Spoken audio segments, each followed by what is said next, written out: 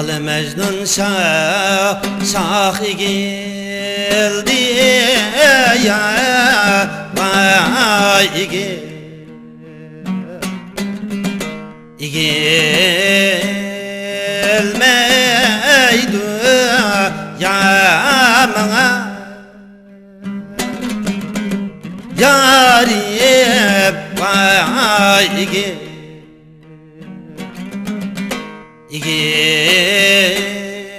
gelmeydi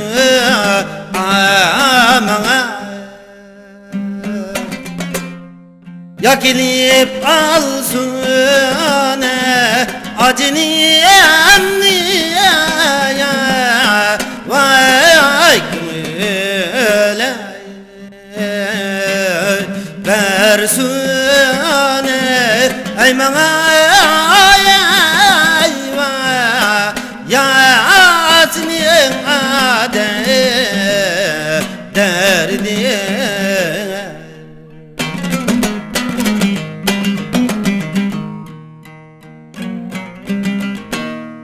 ay bilen günni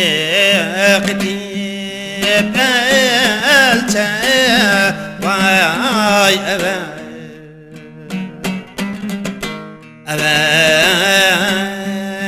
diyeyim ya sana elçe vay evet diyeyim ya sana ay mi yandı ki gün mü yandı yeşever yoktur ey bana